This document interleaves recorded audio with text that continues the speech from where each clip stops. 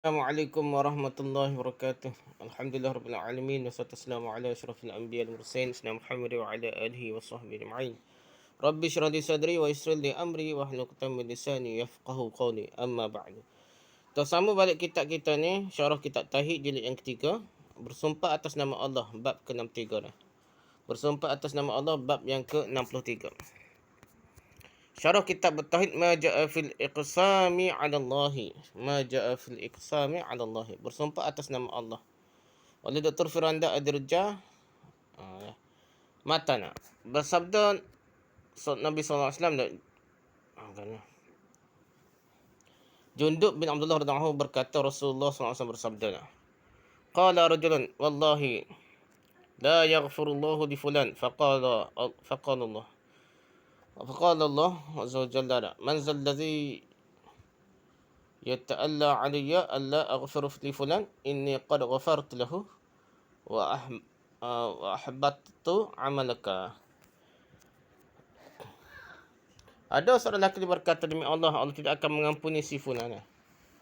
Maka Allah berfirman, siapa yang bersumpah mendahuluiku bahawa aku tidak mengampuni si fulan, sungguhnya aku telah mengampuni dia dan aku telah menghapuskan amalmu. Jadi orang yang bersumpah atas nama Allah tu, orang itu tak akan diampunkan, dia pula Allah hapuskan amal aja. Hadirat Muslim nombor 2621. Wa fi hadis Abi Hurairah radhiyallahu anhu,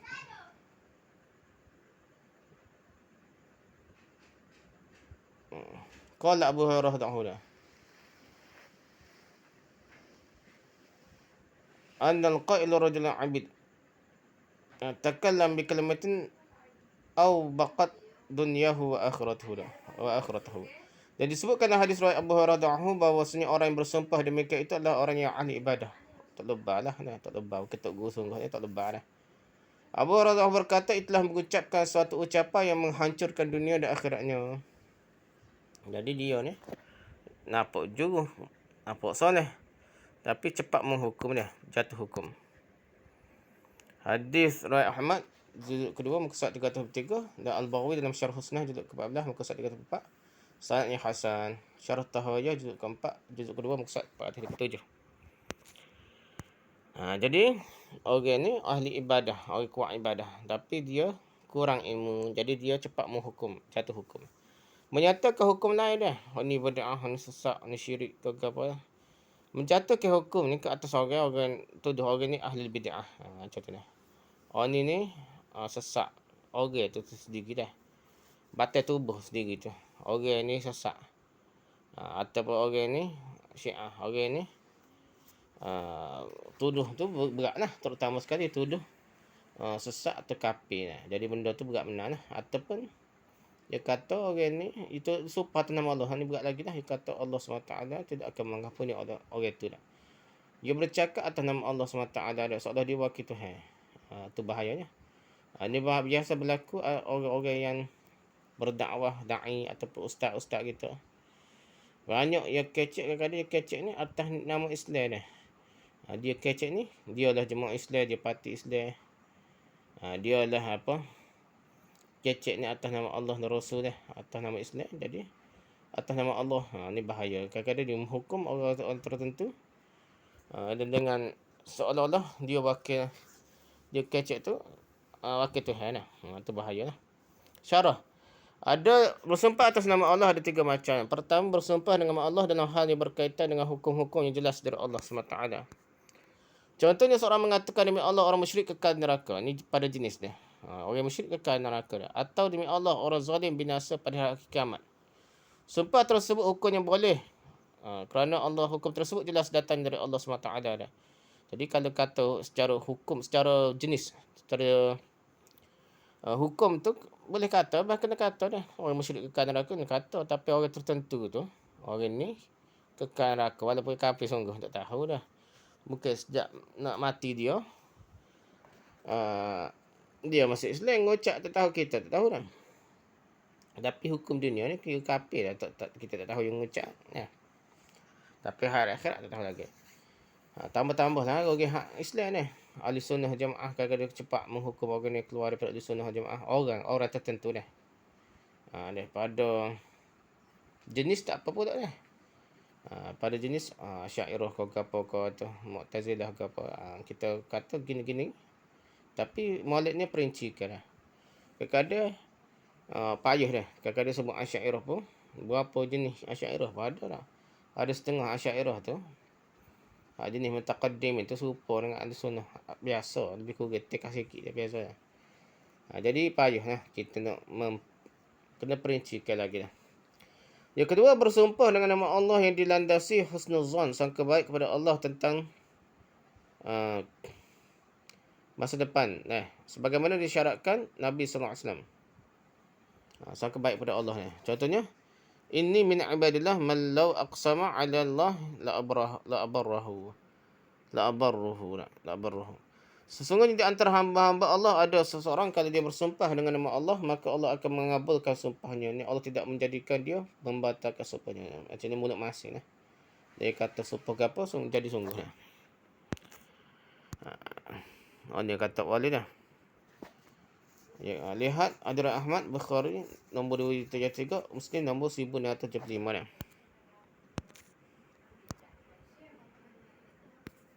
Contoh seperti yang terjadi pada Rubai' bintu Nadar. Rubai' bintu Nadar. Hotina ni. Ammahnya Anas bin Malik ni. Ammah mak saudara pada Anas bin Malik ni. Dalam hadis disebutkan jadi dia kata Ammah ada saudara perempuan ayah lah, mak saudara sebelah ayah. Syarah Muslim Qaranawi juz 9 muka 190.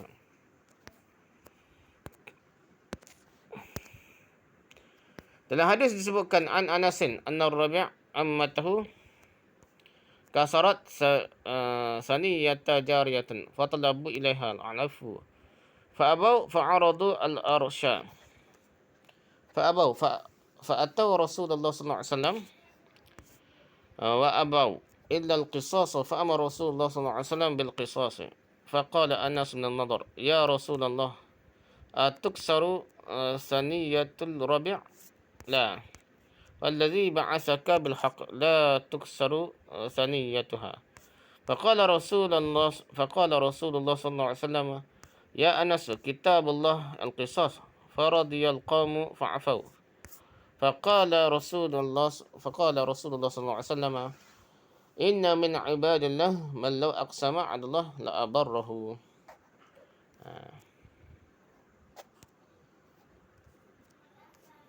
Jadi dari Anas radhiyallahu bahwasanya Rubai' bintu Nadar, mak saudara beliau lah, mak saudara Anas, mak saudara sebelah ayah dia, mematah kaki seorang wanita. Kemudian keluarga Rubai' pun meminta maaf kepadanya, akan tapi keluarga wanita itu menolaknya. Keluarga Rubai' menawarkan denda, tapi mereka tetap menolaknya. So kisah jugalah. Kemudian mereka datang menghadap Rasulullah SAW, tapi mereka tidak mahu selain kisah.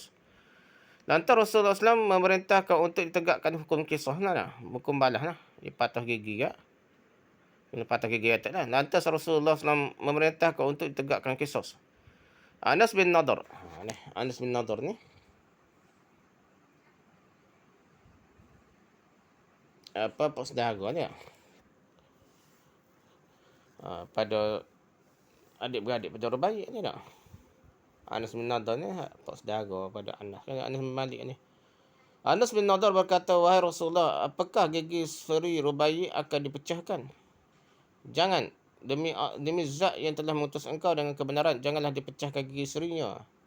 Kemudian bersabda, wahai Anas, kitab Allah telah menetapkan kisah. Tiba-tiba Rasulullah SAW. Tiba-tiba keluarga wanita itu merelakan memaafkan Rubai'. Kemudian Rasulullah SAW bersabda, sesungguhnya di antara hamba-hamba Allah itu terdapat orang-orang yang bersumpah dengan nama Allah, maka Allah akan kabulkan sumpahnya. Hadis Ahmad Bukhari, Muslim. Jadi hadis ni cerita bukan yang menentang hukum Allah, tapi dalam hukum Allah tu ada lagi hukum kata kisah tu, selain kisah tu dia bayar pasal dah. Nak kerelaan keluarga dua-dua dah. Keluarga yang kena tu dah. Jadi tiba-tiba dia tak usah terima nak kisah juga. Tapi dia sumpah tu tiba-tiba jadi tawar hati, jadi tidak jadilah nak kisah. Jadi sumpah orang tu, sumpah tu pasal ada kebukinan lagi. Bukan hukum macam hukum bunuh balas lah. Qisas. Tapi kalau hak keluarga semati tu kata nak maafkan, kena bayar ganti rugi, boleh lagi lah. Gitulah cerita dia. Sumpah yang jenis ini juga diperbolehkan namun tidak semua mampu untuk melakukannya. Mereka adalah para orang yang soleh, wali-wali Allah yang selalu langsung wali-wali Allah yang selalu langsung mengijabahi Allah, selalu berhusnuzan pada Allah SWT, dan langsung Allah mengijabahi lah. Maka ketika bersumpah Maka ketika bersumpah Allah SWT langsung mengijabahinya. Kerana selalu orang itu tak boleh bersangka baik dengan Allah. Pada hadis yang lainnya, sumpah hal ini senada dengan sabda Nabi SAW pada hadis yang lain.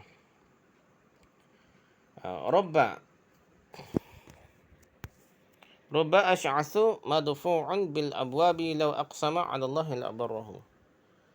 Boleh jadi seorang yang berambutnya acak-acakan, diusir dari setiap pintu, namun apabila bersumpah atas nama Allah, maka Allah akan kabulkan sumpahnya. Ni setengah orang guna dalil ni lah, kata orang gila pun tak boleh lah. Ada setengah orang tu nampak selebih-lebih lah tak. Hadirat Muslim nombor 2622 lah. Tapi dia walaupun nampak miskin bukan gila, so nampak dia tidak lah. Nampak pun serba besar ke apa, tak nampak alim, tak nampak semak. Nampak pun kapur lah. Miskin pun tak nampak. Tapi dari bersumpah atas nama Allah, Allah akan kabulkan sumpahnya.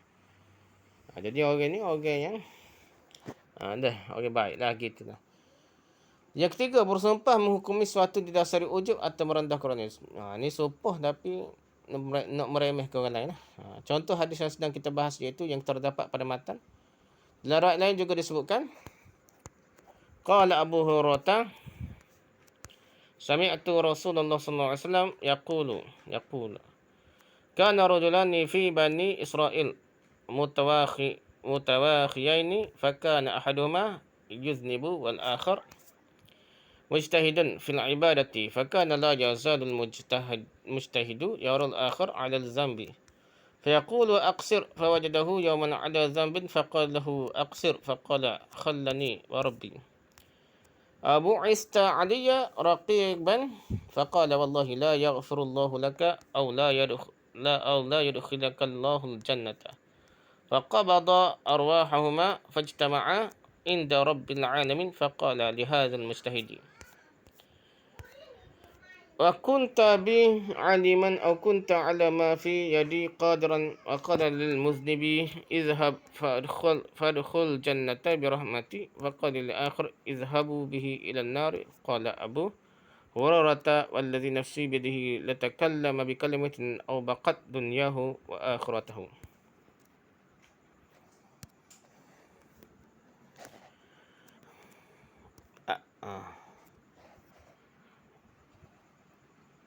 Abu Hurairah berkata, aku mendengar Rasulullah SAW bersabda, ada dua orang lelaki dari Bani Israel yang saling bersaudara.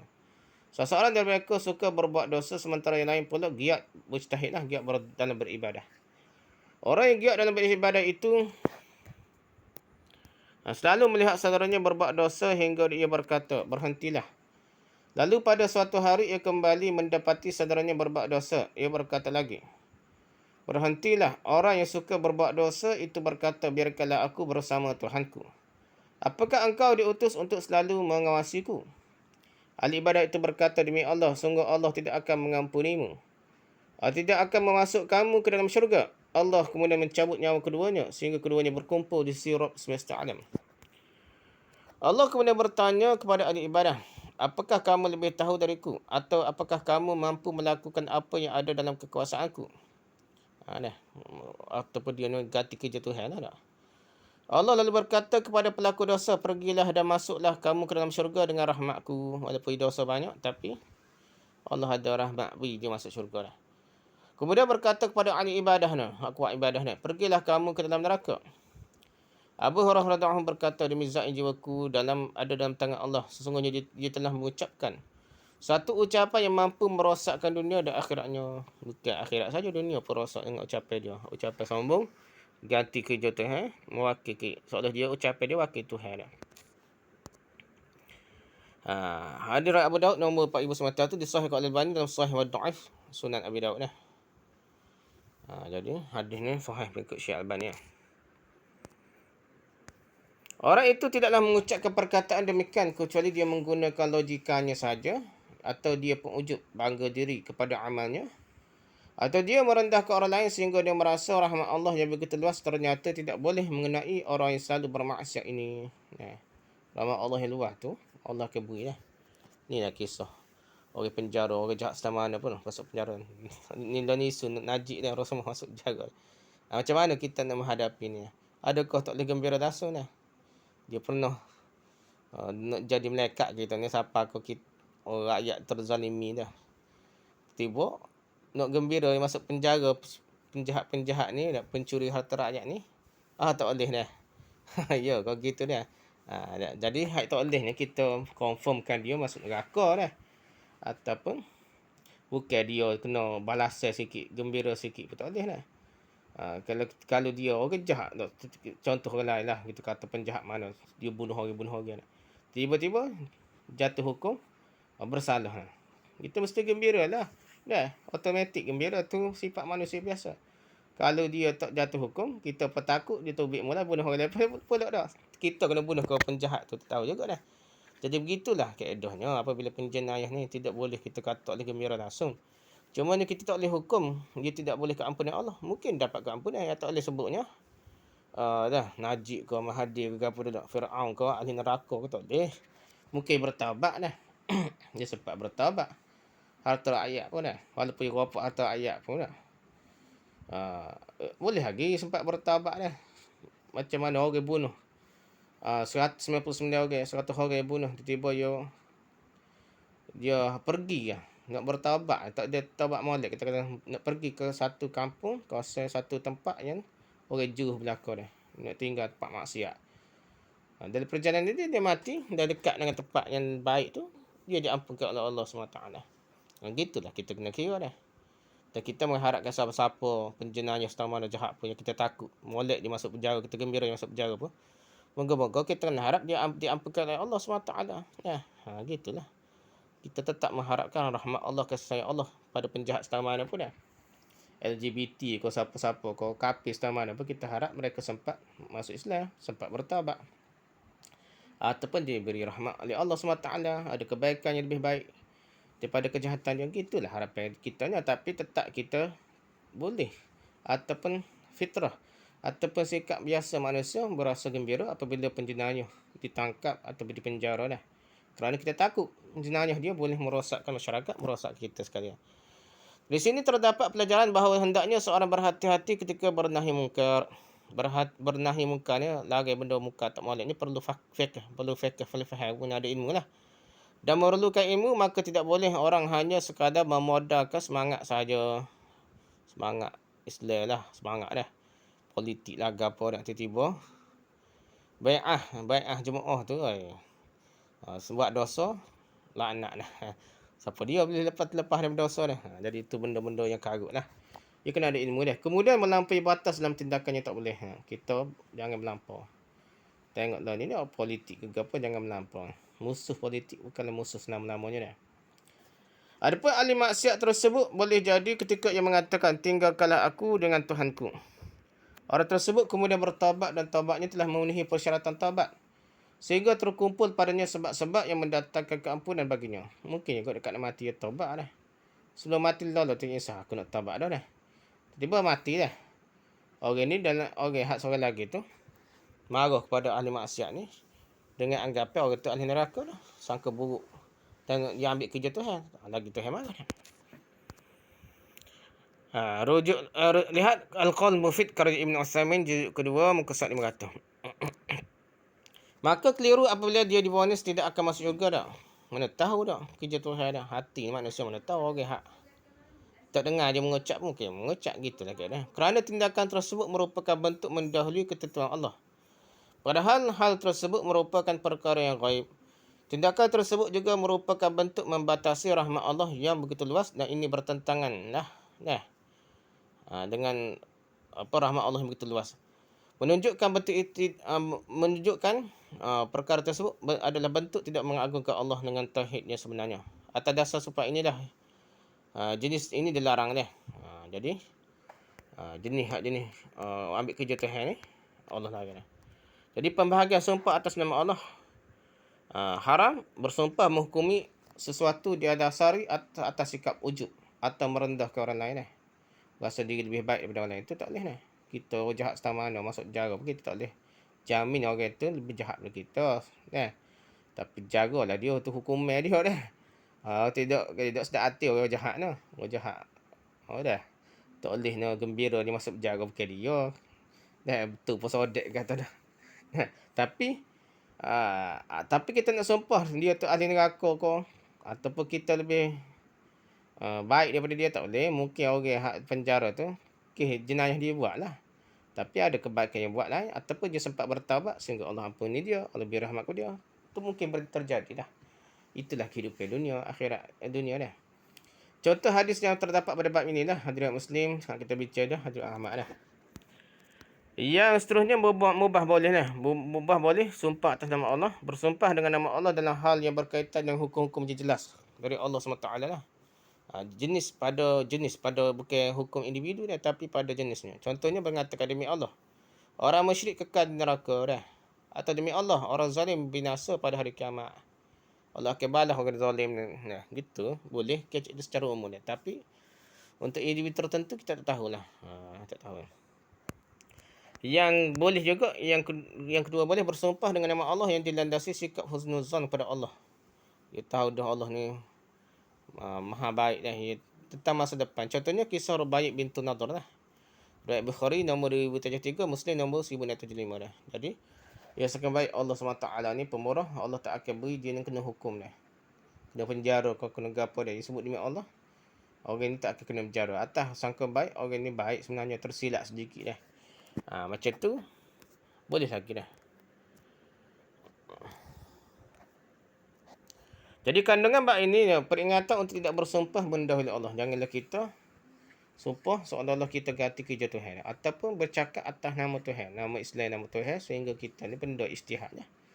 Tapi macam muktamad. Jadi kena beringatlah orang zaman dulu, ulama dulu dia tak guna haram mudah-mudah dia guna karih tu dia saya benci dah. Saya benci tu banyak kena haram dah. Sikit-sikit yang makruh tu banyak haram dah. Karih tu. Sebab apa je beringat nak guna kata haram, takut ambil kerja Tuhan dah. Begitulah agak kalau hak ni tentu syurga neraka lain ni ahli neraka mudah-mudah tu tu berat benar dah.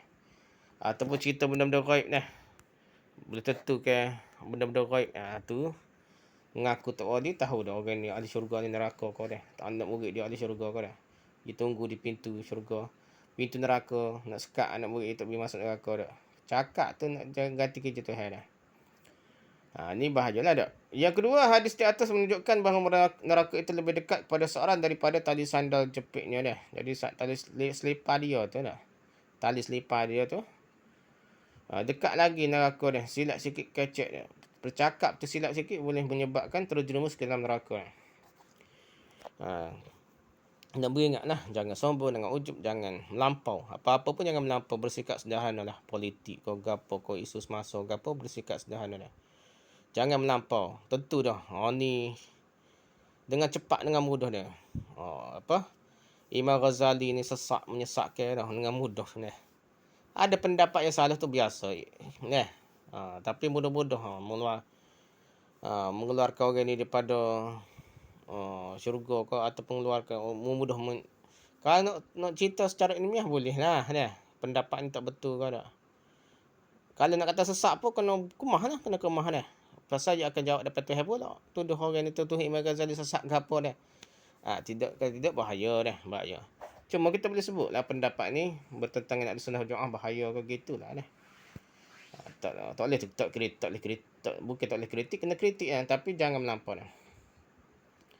Begitu juga syurga pun lebih dekat dengan sikit dia dah.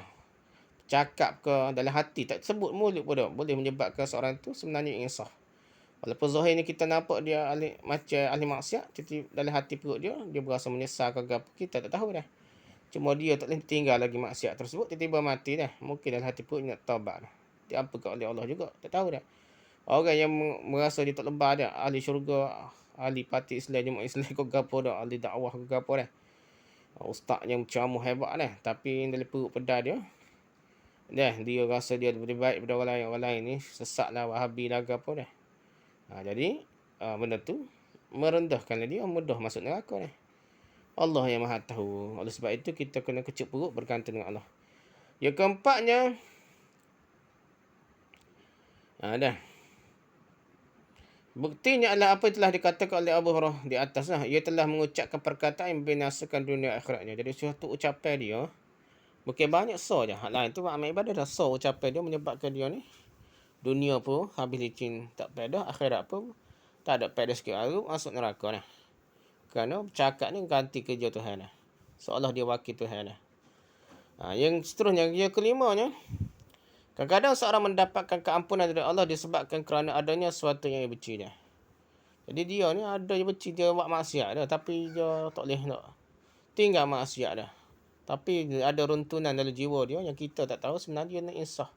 Dia benci, dia maksiat, tapi tak boleh tinggal lagi. Mana tahu dah. Jadi keampunan Allah tu luar, rahmat Allah tu luar. Wallahu a'lam.